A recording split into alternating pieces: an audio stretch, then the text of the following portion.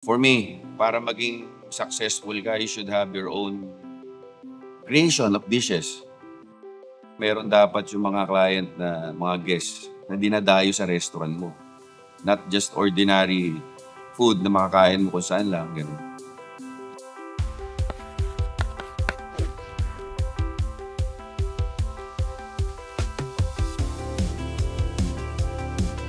I'm Chef Tristan Bayani. I'm the executive chef of Ribchon Restaurant and Caswell Catering here in Tagaytay. Start ako ng culinary journey ko way back year 2000. I studied any season culinary school. Yung nagustuhan ko sa uno, very efficient. Yun ang importante kasi sa restaurant. Restaurant, catering, efficiency, cost-wise, ano yan all-in-one na yan eh. And speed.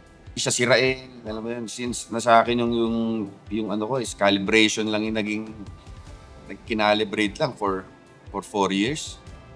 Kinagusto ko sa Iberio. Ang bukod sa warming ng food, yung nagustuhan ko doon, may moist na adjust mo.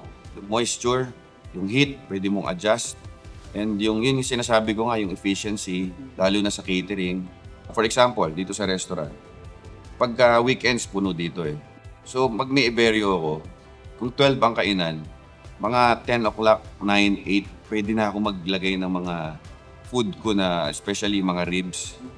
Na pag nilagay mo doon at first, yung consistency nung food, pag sinalang mo sa Iberio, until ilabas mo siya, same consistency, same moist, kasi na-adjust mo siya. Mas hahanapin ng tao yung mga gamit na cost-wise, speed, consistency, maintenance free kung tutusin.